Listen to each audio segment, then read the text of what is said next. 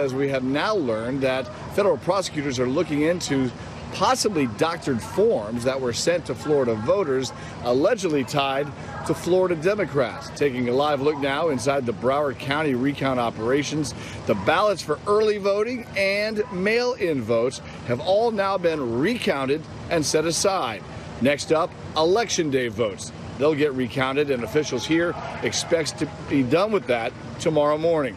Inside the round-the-clock Palm Beach County recount operation, ballots are moving again. Its old and overworked counting machines began malfunctioning badly last night, forcing workers overnight to redo a full day's worth of recounting that was lost.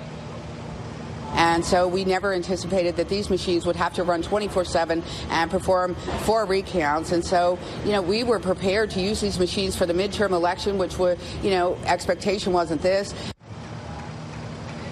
Palm Beach County does not believe, by the way, that it will finish in time. Miami-Dade elections, however, was prepared early, and it did not wait until Sunday to start, as did Broward. And last night, Miami-Dade vote counters recounted their last ballot. 15 legal challenges have been filed since Election Day by candidates and parties on both sides. Today in federal court in Tallahassee, a judge heard a lawsuit filed by Democratic Senator Bill Nelson, who is behind by 12,000 votes. Nelson contends that just because a signature on a mail-in or provisional ballot does not perfectly match the one on file, it should not be thrown out, but instead counted.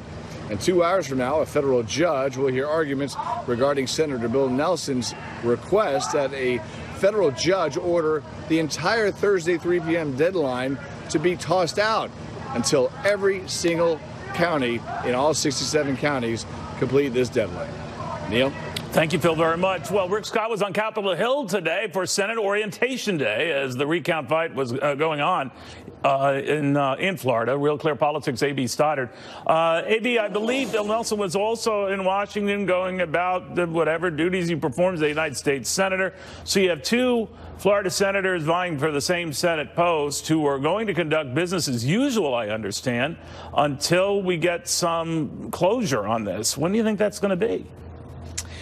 Well, it's my understanding, Neil, that overseas ballots, like from members of the military, were allowed to pour in and be counted as part of the total until Friday the 16th. So I don't know what the decision will be made about the final deadline, but I do know that public relations is a big part of this, so everyone acts like the victor no matter what's going on. I trust the courts to figure out this mess, but I think it's really a big statement about Governor Scott's tenure that he did not take it upon himself to clean up this system, knowing there were such bad problems in Broward County and Palm Beach as well, knowing the record of Brenda Snipes.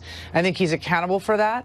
I think it's going to be a huge burden. He could answer, well, this is a Democrat. I might have been unfairly involving myself in 2 prominently Democratic counties, even though you're quite right that these were the ones that telegraphed trouble, particularly Broward, with repeated violations and problems. And now he's stuck, right? Governor Jeb Bush appointed Brenda Snipes in 2003 to replace someone that he thought was incompetent and was guilty of malfeasance, and he helped a Democrat replace the previous supervisor, and that became Brenda Snipes. So if they knew that she had a bad record, Brenda Snipes, who replaced the person that Bush was so upset by, why didn't Rick Scott wait for a close election in Florida? This is on Governor DeSantis now, the incoming governor, to clean up in the next 2 years before the next presidential election. And as I said, I trust the courts to piece everything together, but I can understand why Democrats think that Bill Nelson should be walking around the Senate acting like a senator until the last vote is counted. They're both doing that. All right, A.B., thank you very, very much. Well, if you're wondering why there was a sell-off at the Kona Wall and Broad today, you might need look no further than at Maxine Waters, who was speaking and then got stocks selling. This is what started it. Make no mistake, come January in this committee, the days of this committee, weakening regulations and putting our economy once again at risk of another financial crisis will come to an end. easing banking regulations will come to an end. She was referring to all the sort of backing off the pressure for money center banks, big banks, even community banks to comply with rules that were put in place after the financial meltdown. A lot of the banks want that eased up. She was sending a signal in no uncertain terms.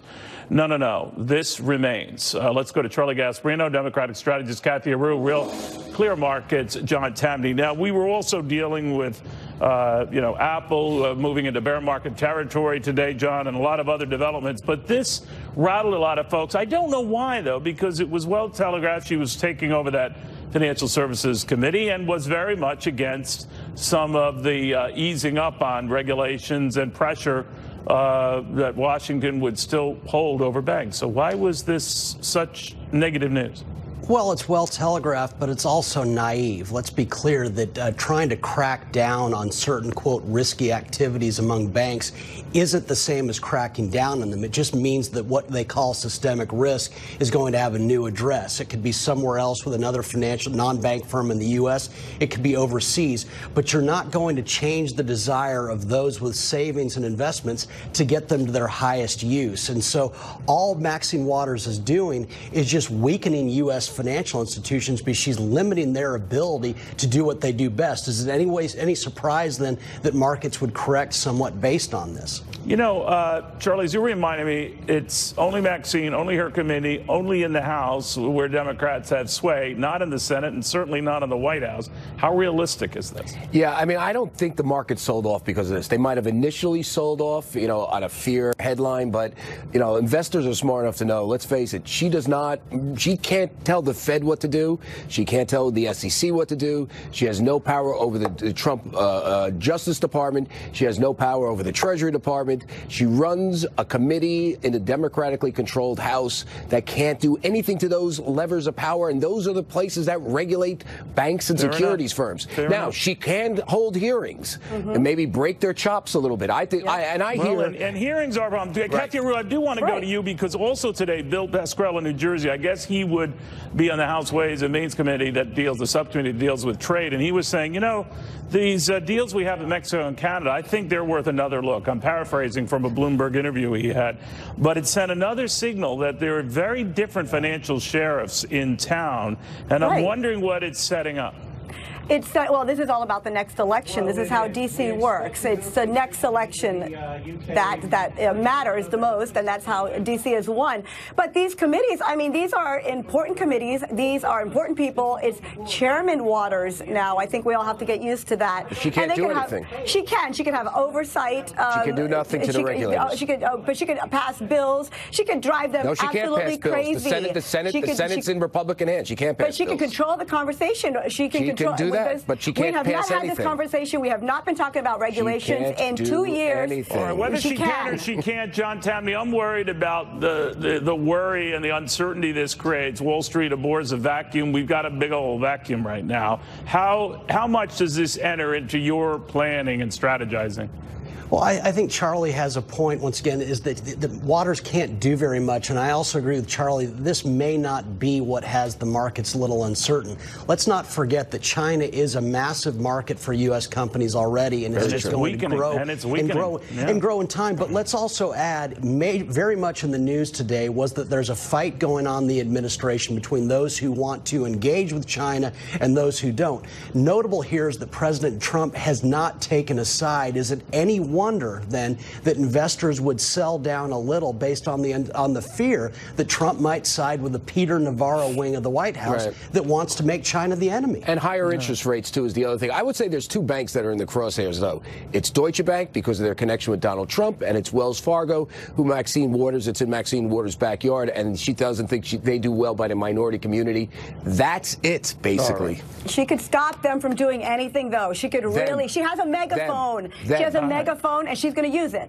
All right, we'll see. Guys, I want to thank you all. In the meantime, it is CNN versus Trump, a hearing in a U.S. District Court in Washington taking place. At issue is whether the White House can go ahead and regulate a journalist's access after President Trump pulled Jim Acosta's press pass. Now, CNN argues that access should be restored. Earlier, I had a chance to ask former NBC president and CEO Bob Wright about this very issue on Fox Business. You've been reading the battle. this president has had with the press, wanting to take away Jim Acosta's press credentials. This network, Fox, supports CNN in its legal effort to hold on to those credentials. How do you feel about the administration's war with, in this case, CNN, but the press in general? Well, I wish it wouldn't. I wish it wasn't there. I think it's distracting. I do resent the fact that CNN spends about 40% of its time attacking the president in one form or another. There's nothing he can do that's any good, and anything he does that's good, it doesn't get really a lot of coverage. So it's a shame. It's a shame. It doesn't. But in your days running the news division as well as the network, you would not have supported the president revoking a press pass. Well, or would you? Well, that depends on who was doing it for what purpose. But the answer is no. You could suspend somebody. You would say, okay, if maybe you don't show up for the next one or something like that until you get your act together. What do you think of Jim Acosta when you've seen him in a press environment? Well, I thought it was an unfortunate performance on his part too. He was standing up. He wouldn't relinquish the microphone.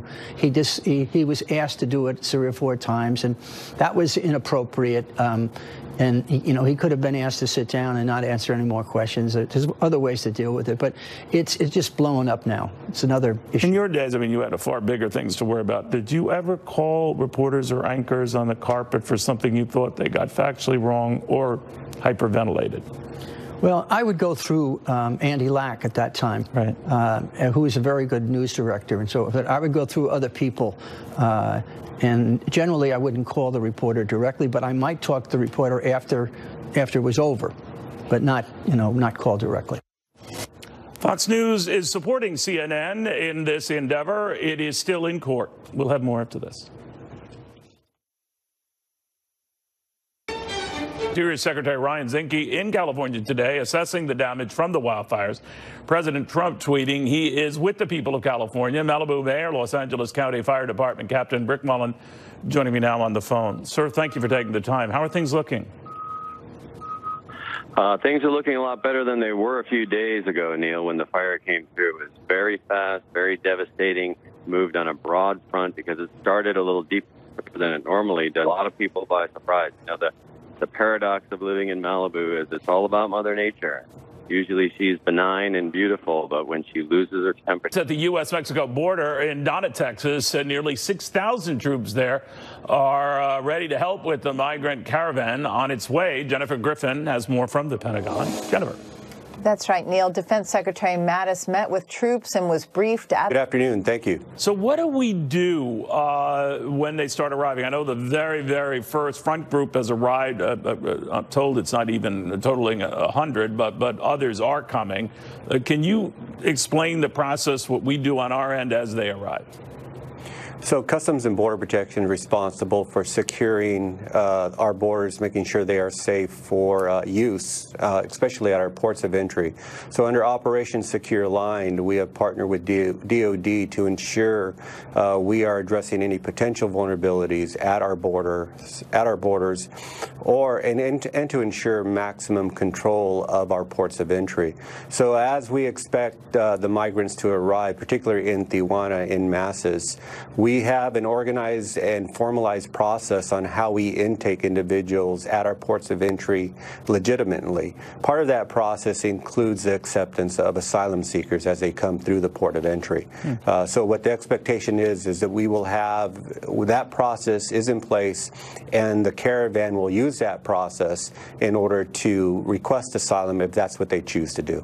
So, Director, maybe help me out. I was looking at a breakdown of some of those in the caravan, not only the group that just arrived near Tijuana, but the numbers behind it. Many are Hondurans. They're escaping what they claim to be gang violence that threatened their lives and their families' lives. In the case of Nicaraguans, there's been a political crackdown in that country, so they're escaping, again, something they say is for their lives. Guatemalans, it just seems to be more focused on the abject poverty in that country that's deteriorated rapidly over just the last year. So do any of those cases meet the technical definition of asylum? And then how do how do you prove that? I think an imminent threat to your life or if your family's been targeted is one thing. Generically escaping a country because it's poor is another, right? So what do you do? So I would echo the comments made by our secretary and our commissioner that the caravan and the members of the caravan have been provided. Mexico has provided for an asylum process for them in Mexico. They've also provided opportunities for employment to them. So if individuals in this caravan are economic migrants, they have been given the opportunity to have a safe place, to have opportunity for employment. For those that have chosen not to take that opportunity and continue to the border, and who will show up at our borders here in the San Diego-Tijuana area, we will take them in, we will take their claims, and then we will put them through the process with USCIS in order to validate those claims and adjudicate them. So if there are 2,500 or so, I believe we're told, and correct me if I'm wrong, Director, by Mexico that you could have haven here, jobs here, citizenship here, and very few take Mexico up on that, preferring the United States. That is going to be, that's going to be a big burden to address when they get up to the border, isn't it? It absolutely is. Our ports of entry today are at capacity. So we have an uptick in travel. We have an uptick in commercial merchandise coming across our border. We have an uptick of enforcement in what we're seeing in opioids, methamphetamines, and dealing with those type of normal enforcement concerns that we have to adjudicate every single day. To add on the asylum process and this administrative process on top at our ports of entry will significantly impact what our ability is to process those. In San Diego, we have a queue-in process today, queue management process on how we handle asylum seekers today. Because of the impact we're already seeing at our ports of entry and the capacity concerns we have with being able to process and hold individuals until we can put them into the asylum process. All right. Pete Flores, thank you very, very much. I always hasten to add, when we get the sort of the skinny on all of this from experts like Pete on the scene, that we should never lose sight of the fact that those who want to become legal citizens of the United States are being greeted with open arms and very generous rights that's been afforded a record likely 1.25 million who have their green cards and visas by the end of this year. It was 1.13 million last year, 1.18 million the year before that. It's expected to be a record 1.25 million this year. So legal immigration is up, and away. It's this sort of stuff that complicates things. We'll have more after this.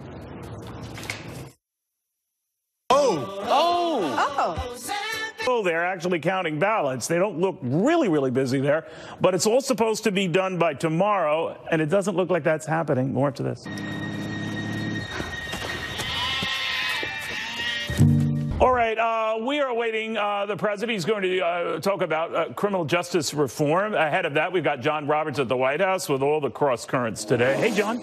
Hey, good afternoon to you, Neil. You will see, in addition to the folks who are there, Jared Kushner, Charles Grassley, Lindsey Graham, a number of other lawmakers, the Fraternal Order of Police, International Association of the Chiefs of Police, and other law enforcement agencies, as the president throws his support behind what's called the First Step Act, which will take steps to reform prison and how prisoners are treated and how they get them ready to release them back into society. Will also change the mandatory sentencing guidelines. Here's just a look at some of what the First Step Act will do. It will lower mandatory minimums for nonviolent repeat drug offenders to 25 years, reduce mandatory minimums for other crimes from 20 years to 15. It eliminates so-called stacking, which elevates crimes to a federal level if a firearm is used in the commission of a crime. It levels the playing field as well between crack and powdered cocaine, which advocates have been asking for almost since the time that the new laws were enacted back during the Clinton administration. Some Democrats do not think that these reforms go far enough, but the president thinks he can get it through a lame duck session. He was originally hesitant to get behind this bill, but now 7 major police organizations, 2,700 faith and evangelical leaders, and hundreds of conservative organizations and leaders support this. So the president will, in just a few minutes there in the Roosevelt Room, throw his support behind it. And there you see Bill Shine, the communications director, entering the Roosevelt Room. Something else that's being talked about a lot around here, Neil, is potential shakeup shakeup in the president's staff and cabinet. There are reports that Kirstjen Nielsen's job as DHS secretary could be on the chopping block, as well as that of Chief of Staff John Kelly. In an interview with the Daily Caller a little while ago, the president said, "I'm looking at things. I haven't made a decision yet. I will be making a decision on Homeland shortly. I've not made decisions yet. We'll be making changes on various things." Chief of Staff John Kelly has been exiting the White House literally since the moment that he took over as Chief of Staff from Reince Priebus. We heard a few months ago that he had agreed to stay on until 2020. But, Neil, he and Kirstjen Nielsen really are quite tight with each other here in the administration, and it's widely rumored that if she were to go, that he might be on his way out as well. So we'll see. Stay tuned. The parlor game continues. Neil? All right, John, thank you very much. Ahead of the president speaking, we'll be monitoring this as well. We've got the White House, former White House Deputy Chief of Staff, Karl Rove. Karl, this is the kind of thing on this crime stuff that he could, parlay a good deal of Democratic support, and it could be the start of common ground sort of legislation. But what do you think? Well, it came through the House of Representatives with a very strong bipartisan vote. They want to try and get it done during the lame duck session, meaning between now and the end of the year, where there are very few number of days of legislative business. Leader Mitch McConnell has said he will bring it to the floor if he has shown that it's got the support of 60 members. It's got the support of the chairman of the Senate Judiciary Committee, Chuck Grassley, but it's also got the opposition of a young firebrand, Tom Cotton, Republican from Arkansas. So McConnell's laid down a marker here. Show me that you got the 60 votes, and I'll devote valuable floor time to bringing it up and having it considered.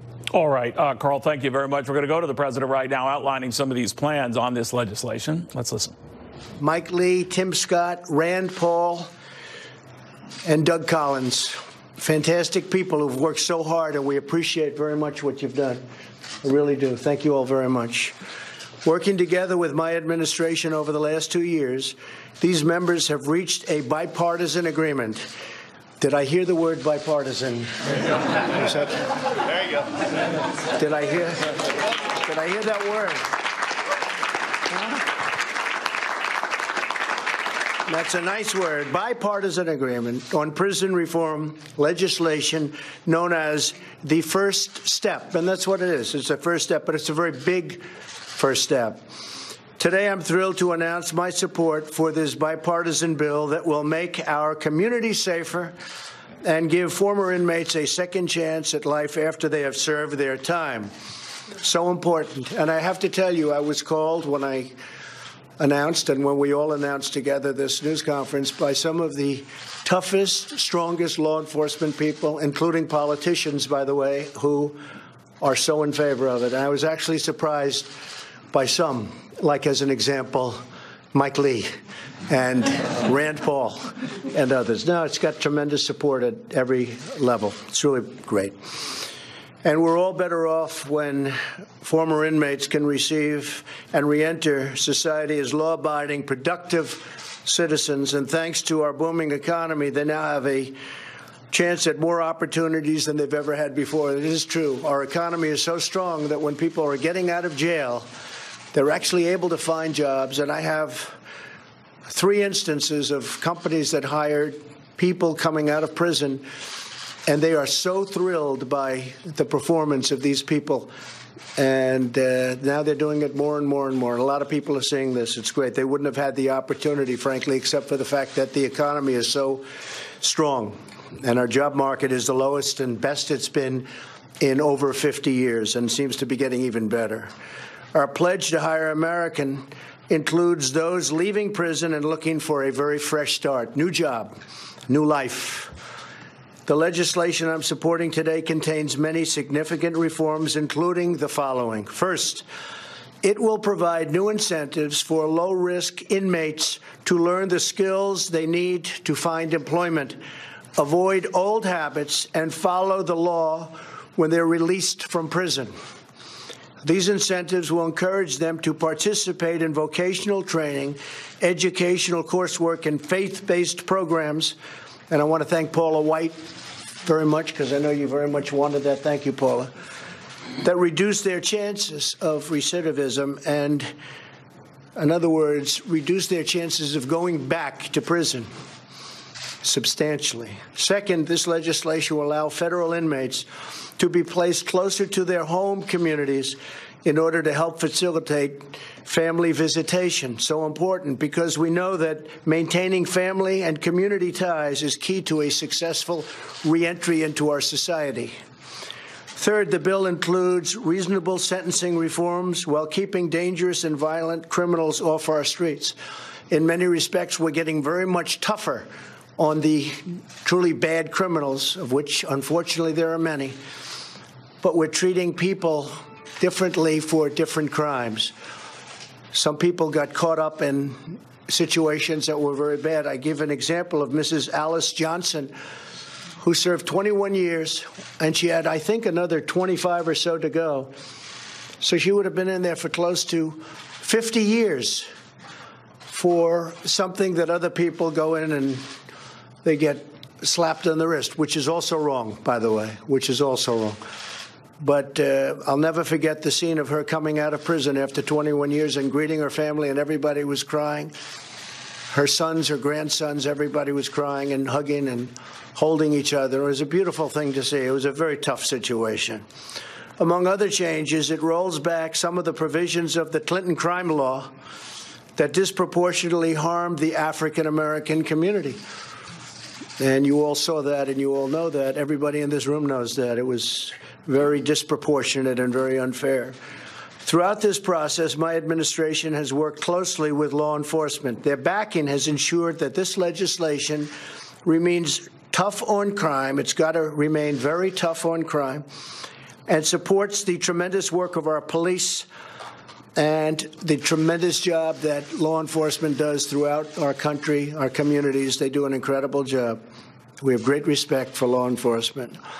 We're honored that 7 of the major police organizations, including the Fraternal Order of Police and the International Association of Police Chiefs, have fully endorsed this bill. We could not have gotten here without the support and feedback of law enforcement, and its leaders are here today, 2 of them, especially Chuck Canterbury of FOP and Chief Paul Sell of IACP. Thank you very much. Thank you very much. I appreciate that very much.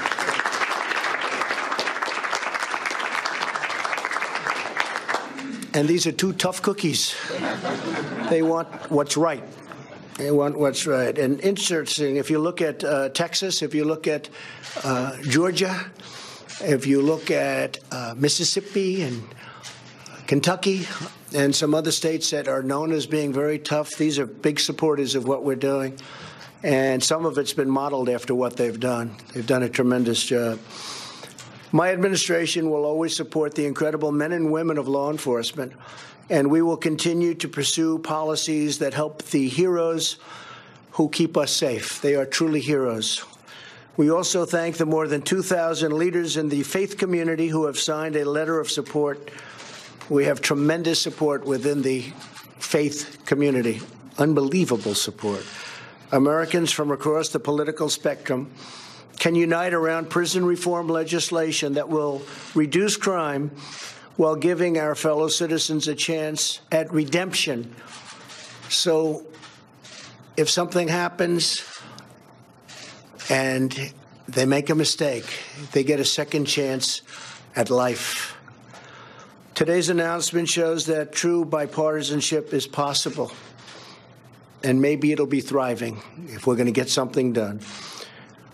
When Republicans and Democrats talk, debate, and seek common ground, we can achieve breakthroughs that move our country forward and deliver for our citizens. And that's what we're doing today, and I have great respect for the people standing alongside of me. I urge lawmakers in both House and Senate to work hard and to act quickly and send a final bill to my desk, and I look very much forward to signing it. This is a big breakthrough for a lot of people. They've been talking about this for many, many years. I want to thank Jared Kushner for working so hard on the bill. Thank you,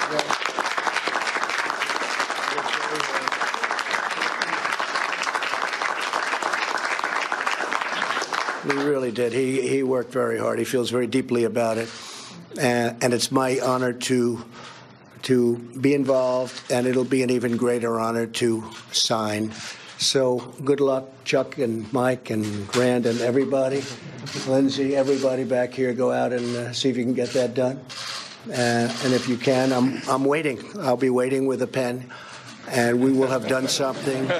We will have done something that hasn't been done in many, many years. And it's the right thing to do. It's the right thing to do. Thank you all very much. Thank you very much.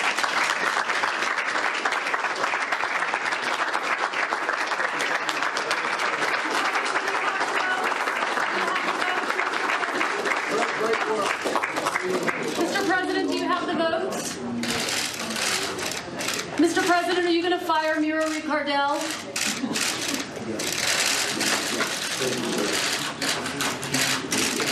Mr. President, you just said that people use disguises to cast illegal votes. Do you have any evidence of voter fraud like that? Do you have any evidence of people doing voter fraud? Why make that false claim without evidence? All right, you never leave the president assuming that it's done, because there's always a possibility he could take up a question. But I do want to go to Karl Rove on this, on which he could have potentially bipartisan support. Some of those questions shouted out to him, addressed possible shakeups within the White House. That might be a big new thing again, since rumors of the Homeland Security Secretary job maybe being in danger, all the way up to Chief of Staff Kelly. There's always a fixation on who comes and goes at the White House. But what do you make of the latest noise, Karl? Well, first, let me say one thing. You said potentially bipartisan support. When this bill came through the House in a slightly different version in May, the vote was, I think, 360 to 59. So wow. It will have strong bipartisan support. They're going to have to send it back through the House. So that could be the first victory in a Democratic House, right? Well, I think they're going to try and get it done during the lame duck session so that the sponsor, Doug Collins, the House Judiciary Committee chairman, have played a big role. Bob Goodlatte have played a big role in this. I think Chuck Grassley would like to have it done while he is still chairman of the Senate Judiciary Committee. He's the prime mover in the Senate behind this bill. I wouldn't be surprised to see this done by Christmas time. If 60 people show up shortly on a list of names in front of Mitch McConnell, my suspicion is he's going to move this bill in order to give a sense of accomplishment particularly to Chuck Grassley, who's labored so long and hard on behalf of this. Karl, knowing that I would have you later there, I did want to talk a little bit about the first ink on lending regulations will come to an end for banks. Later on, Bill Pascrell of New Jersey, who will have a key spot on trade issues for the House Ways and Means Committee, intimating that those deals that the president scored with Mexico and Canada aren't done at all, and that they have to be examined closely. And he's not a fan of what he's seen. What do you think? Well, first of all, on USMCA, I'm an advocate of getting this done in a lame duck session. There are a heck of a lot more Republicans who are going to vote for a president's trade deal, because it really is sort of an update of NAFTA. So it is a basically mostly free trade measure with some protectionist elements with regard to automobiles and auto content. But I think the president would be well advised to try and get this done in the lame duck session. Otherwise, the Democrats are going to make him bleed on this in the House Ways and Means Committee for a long, long time to come. But look, the Democrats are clearly going to be torn between trying to either push their agenda, or which may go nowhere in the Senate if they don't do it in a bipartisan way, or investigating the president, which can quickly be overdone. In fact, I think it will be. We've already seen signs that it's being overdone, or trying to find common ground on things like the thing that we're seeing today with the First Step bill, where is there a way to find authentic bipartisan agreement? Ironically enough, we've actually had a period of that over the last 2 years. 1,000 bills or resolutions passed by the House, 80% of them with strong bipartisan measures, doing things like talking about reducing regulation of community banks, where Maxine Waters played a big role in lining up Democrat support for it, tackling the opioids, reforming the Veterans Administration, rebuilding the military. All of these and other subjects were tackled in a bipartisan way in the House and then picked up in a bipartisan bipartisan way in the Senate in many instances. So we're going to have to see what kind of Democratic Party shows up and what kind of president shows up. The president who showed up today is bipartisan. Florida. I don't mean to jump on you, my friend, but before our heartbreak, I did want to get your thoughts on Florida. It didn't look like Broward County is going to make that deadline for tomorrow. I could be wrong, but if they're late and this thing gets pushed back, I mean, I know everything has to be certified at the latest on November 20th, but this could go beyond that, couldn't it? Well, the Democrats are going to try and get it to go beyond the 20th. They're suing to basically try and say that any ballot, whether it met the deadline or not, whether it met the guidelines or not of Florida law, ought to be somehow or another included. They've already done this informally by taking ballots that were considered invalid, and rather than submitting them to the Board of Canvassers, the Broward County election supervisor counted them and dumped them in with the rest of the valid ballots. So we're likely to see the Democrats try and go a long time on this. My sense is the lawyers for Rick Scott are tough and they are aggressive, and my sense is they're going to make the process conform to state law, and as a result, I think we're likely to see Rick Scott and Ron DeSantis affirmed in their victories that they had on election night. All right, we shall see. Thank you, Carl, very, very much. We shall. All right. Thank you, sir. The efforts right now to protect Bob Mueller, led by a Republican and a Democrat who fear the president might not. But what if they both have it wrong after this? I do quite a bit of holiday shopping. These two, Democrat and Republican, who are pitching right now to protect Bob Mueller, Senator Coons, a Delaware Democrat, and Jeff Flake, of course, who's retiring, Republican Arizona. Chad, is that a realistic threat anyway? I know a number are pushing this, but update me. Well, Mitch McConnell, the Senate Majority Leader, said he didn't think that legislation was necessary to protect Bob Mueller. He indicated that he didn't think, based on what the president had told him, that there was any promise or threat from the White House to get rid of Bob Mueller. But that doesn't set well with senators on both sides of the aisle. And so what happened here in about the past 35 minutes is Senator Flake of Arizona and Senator Coons of Delaware went to the floor and asked unanimous consent the Senate start debate immediately on a bill to protect Bob Mueller from firing. This started last week when we had the firing of Jeff Sessions, and people thought there might be a threat here. What unanimous consent means in the Senate is you need the blessing of all 100 senators. In other words, it just takes one objection, and in that case, it was Mitch McConnell. That's how you get bills up on the floor, so they didn't actually defeat this piece of legislation. Mitch McConnell simply blocked them from considering this bill on the floor to protect Bob Mueller. Well, here's what's weird. Senator Flake is saying that he would oppose any of the president's judicial nominations until legislation protecting Bob Mueller gets a vote. That's pretty strong stuff. Right, but consider we're at the end of the year. There are some nominees that are lined up in committee here, and the ratio on the committee is 11 Republicans to 10 Democrats. There's a way to get those nominations out of the committee and onto the floor. They again have that narrow turning radius on the floor to confirm these folks. Again, only 51 votes at least until next year. But that is what Jeff Flake is trying to lord over Mitch McConnell's head, because there is bipartisan support in both bodies here to move this piece of legislation. And Neil, you can bet that when Democrats get control of the House of Representatives next year, they will make a point of trying to move such a piece of legislation to protect Bob Mueller. But again, in the Senate, it's still going to be under Republican control. And as long as Mitch McConnell is there, he's probably going to object and block senators from both parties from bringing that bill to the floor. Real quickly, Chad, we're getting word out of the new House leaders, some of them, including Maxine Waters at Financial Services, about not easing up on banks and regulations, and Bill Pascrell in New Jersey, who might have a trade subcommittee post within House Ways and Means, that those trade details the president scored are not a done deal, specifically the ones with Mexico and Canada. The battle is on, I guess. Right, absolutely. I talked to a senior House Republican aide just the other day and said that is going to be a project for the new Congress. Again, they're going to sign this trade deal probably before the end of the year, but to move it through Congress, it's next year. But that said, there's a lot of Democrats who side with the president on trade. Look at Sherrod Brown of Ohio. They may prove to be his best ally yet, Neil. All right. Thank you, Chad, very, very much. By the way, we're getting from our own Charlie Gasparino, and this has also been popping up on Yahoo Finance, that Warren Buffett has bought a $4 billion stake in J.P. Morgan Bank, a sign of confidence in the same financial issues that we're taking today. Big news tomorrow. Here's the 5.